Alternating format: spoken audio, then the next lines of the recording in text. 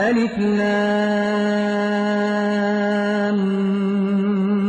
میم اللہم ارزقنی علما نافعا واسعا عمیقا.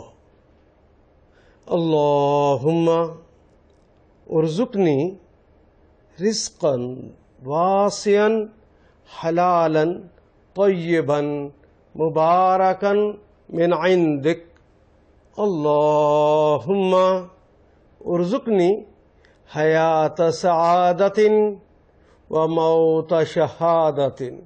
یا ایہا الذین آمنوا لا ترفعوا اصواتکم فوق صوت النبی ولا تجہروا له بالقول كجہر بعضکم لبعض ان تحبط اعمالکم وانتم لا تشعرون.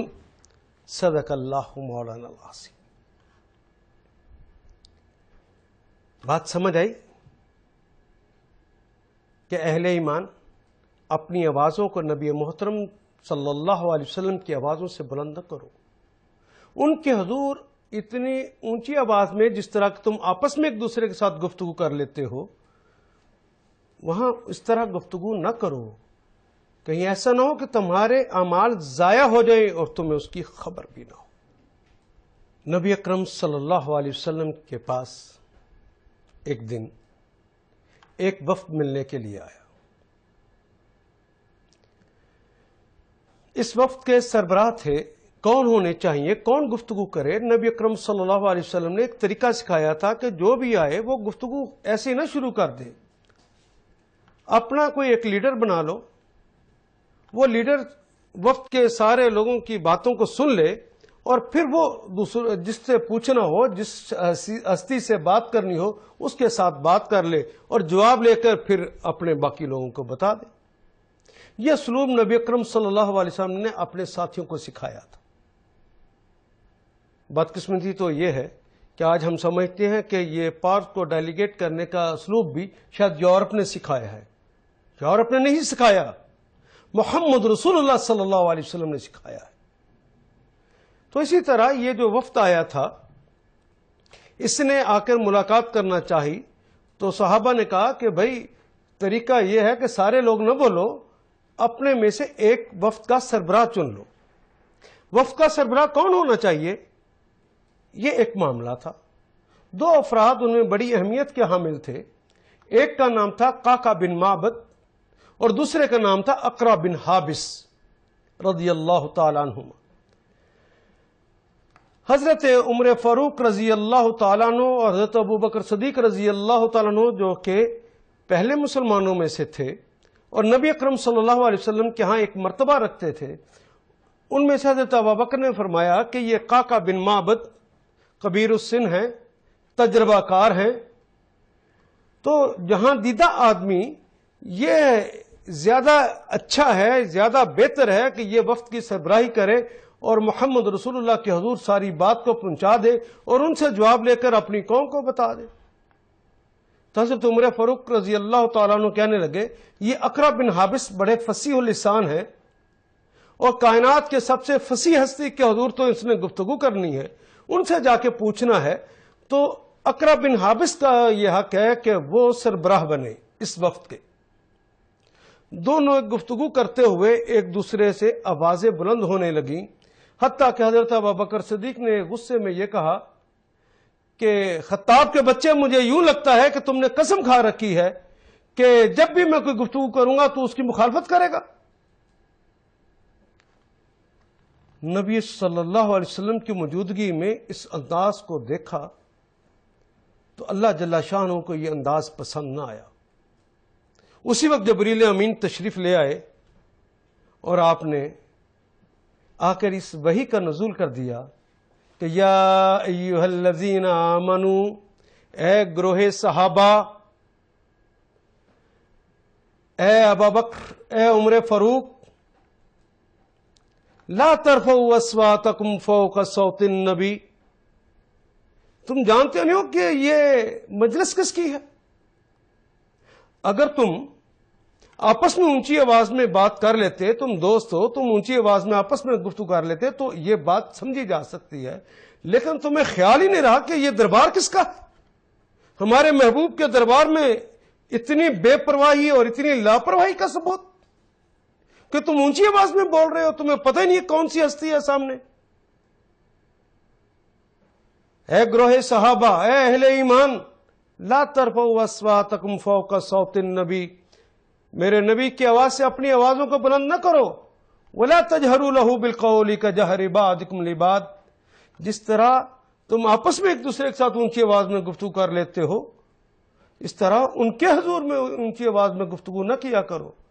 ان تحبط اعمالکم، ابا بکر تم بہت نیک آدمی ہو، عمر فاروق تمہاری بڑی نیکیاں ہیں، مانتے ہیں، لیکن یہ گوارا نہیں ہے کہ تم ہمارے نبی کے دربار میں بے پرواہ اور لاپرواہ ہو جاؤ۔ یاد رکھو، ان تحبط اعمالکم، ہم تمہارے اعمال کو ضائع کر دیں گے۔ تمہارے وہ نیک اعمال جو کلمہ ہے، وہ نمازیں، وہ روزہ، وہ زکوٰۃ، وہ حج، وہ حقوق اللہ اور حقوق العباد جو تم نے نیکی کے حوالے سے کیے ہیں، ہم ضائع کر دیں گے۔ وَأَنْتُمْ لَتَشْعُرُونَ، اور تمہیں اس کا شعور بھی نہ ہوگا، تمہیں اس کا پتہ بھی نہ ہو۔ بس اس آیہ کریمہ کا سننا تھا کہ دربار صحابہ رضوان اللہ تعالی مجمعین، ان کے اندر تو ایک خاص صورتحال پیدا ہو گئی، سب نے اپنی آوازوں کو پست کر لیا۔ حضرت ابوبکر صدیق رضی اللہ تعالیٰ عنہ اور حضرت عمر فاروق نے تو اپنی آوازوں کو اس قدر پست کر لیا کہ کہنا پڑتا تھا، کہاوا کے بچے کیا کہتے ہو، ذرا زور سے کہو، مجھے تمہاری بات نہیں سمجھ آ رہی۔ انہوں نے اپنی آوازوں کو پست کر لیا، ڈر گئے کہ کہیں ہمارے اعمال نہ ضائع ہو جائیں۔ آقا کے اس دربار میں صحابہ کرام رضوان اللہ تعالی مجمعین میں ایک اور صاحب تھے جن کا نام ہے ثابت ابن قیس رضی اللہ تعالیٰ عنہ۔ ثابت ابن قیس رضی اللہ تعالیٰ عنہ ایک ایسے صحابی ہیں جو اپنی طبعی آواز ہی ان کی بہت زیادہ ہے، اپنی طبعی آواز زیادہ ہونے کی وجہ سے وہ اونچی بولتے۔ اس آیہ کریمہ کا سننا تھا کہ ان تحبط اعمالکم وانتم لا تشعرون، روتے ہوئے وہاں سے نکلے اور ایک جگہ پہ بیٹھ کر شدت جذبات سے رو رہے تھے کہ ادھر سے حضرت عاصم بن عدی رضی اللہ تعالیٰ عنہ کا گزر ہوا۔ حضرت عاصم بن عدی رضی اللہ تعالیٰ نے پوچھا کہ ثابت کیا ہوا ہے، کیوں رو رہے ہو؟ آج تو تمہارا بھائی ثابت تباہ ہو گیا، برباد ہو گیا۔ آج آیہ کریمہ نازل ہو گئی ہے کہ جو نبی محترم کے دربار میں اونچی آواز میں بولتا ہے اس کے اعمال ضائع کر دیے جائیں گے اور اس کو شعور بھی نہ ہوگا۔ میری تو آواز ہی بلند ہے، ہائے اب میں کیا کروں؟ عشق ستاتا ہے کہ میں آقا کے دربار میں جاؤں، لیکن طبعی آواز زیادہ ہے، آواز بلند ہوگی تو میرے تو سارے اعمال ضائع ہو جائیں گے، کیا کروں میں؟ روتے ہوئے پھر وہ واپس اپنے گھر چلے گئے تو اپنی اہلیہ فاطمہ بنت سلول رضی اللہ تعالیٰ عنہ سے کہنے لگے، فاطمہ تیرا خاوند تباہ ہو گیا، میرا عشق ستائے گا تو میں تو دربار میں جاؤں گا، میں استبل میں داخل ہوتا ہوں، لوہے کی میخیں لے کر استبل کے دروازے پہ لگا دے تاکہ میرا عشق ستائے تو میں بھاگ کے وہاں نہ جاؤں۔ اگر میں چلا گیا اور میری آواز بلند ہو گئی، میرے تو اعمال ضائع ہو جائیں گے، میری عاقبت برباد ہو جائے گی، میں تباہ و برباد ہو جاؤں گا، مجھے بچا لو۔ تو آپ نے قسم کھا لی کہ اس قید سے، یہ استبل سے اس وقت تک باہر نہیں نکلوں گا جب تک میرے اللہ مجھے معاف نہ فرما دے، میری غلطی سے درگزر نہ کر دے، میری عاقبت برباد ہونے سے مجھے بچا نہ لے۔ یہ کہہ کر انہوں نے اپنے آپ کو وہاں قید کر لیا۔ ایک دن نبی اکرم صلی اللہ علیہ وسلم نے ارشاد فرمایا، صحابہ یہ ثابت ابن قیس تو کبھی غیر حاضر نہیں ہوئے تھے، وہ تو سب سے پہلے آنے والوں اور سب سے آخر میں جانے والوں میں سے تھے، یہ کیا معاملہ ہو گیا، کئی دن سے نظر نہیں آ رہے؟ تو حضرت عاصم بن عدی نے کہا کہ یا رسول اللہ، جس دن وہ آیہ کریمہ نازل ہوئی ہے لا ترفعوا اصواتکم فوق صوت النبی، اس دن سے انہوں نے تو اپنے آپ کو ہلکان کر لیا ہے، رو رو کے انہوں نے تو اپنے آپ کو قید کر لیا ہے اپنے استبل کے اندر، اور لوہے کی میخیں گاڑ دی ہیں کہ اگر میں جاؤں گا تو میرے اعمال ضائع ہو جائیں گے، وہ ڈر گئے ہیں۔ تو نبی اکرم صلی اللہ علیہ وسلم نے کہا اچھا جاؤ پھر صحابت کو جا کے خوشخبری سناؤ، اسے کہو کہ محمد رسول اللہ نے تمہیں بلایا ہے، فوراً پہنچو۔ تو آپ کو پتا کوئی خوشخبری لے کر کوئی جاتا ہے تو جو ہی وہ منزل قریب آ رہی ہوتی ہے تو ایک تو وہ تیز ہو جاتا ہے وہاں پہنچنے کے لیے، اور دوسرا اس دور ہی سے آوازیں دینا شروع کر دیتا ہے، مبارک ہو مبارک ہو۔ جس طرح کبھی بچپن میں عید کا چاند نظر آ جائے تو دور سے ہم بھاگے ہوئے گھر آتے تھے، امی چاند نظر آ گیا، اس طرح خوشخبری تھی۔ تو صحابہ بھاگے ہوئے آئے کہ ثابت ابن قیس تمہیں مبارک ہو، ثابت ابن قیس مبارک ہو۔ دور سے آوازیں سنی تو حضرت ثابت ابن قیس نے اپنی بیوی فاطمہ بنت سلول سے کہا لگتا ہے کہ میرے اللہ نے مجھے معاف کر دیا،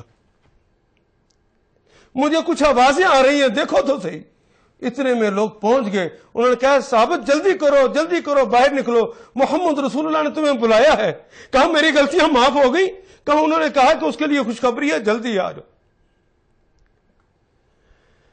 بھاگے ہوئے گئے اور کہا لبیک یا رسول اللہ و سعدیک، بندہ حاضر ہے۔ نبی صلی اللہ علیہ وسلم نے پوچھا کیا معاملہ ہوا، کیوں نہیں آ رہے تھے؟ انہوں نے پورا قصہ بیان کیا۔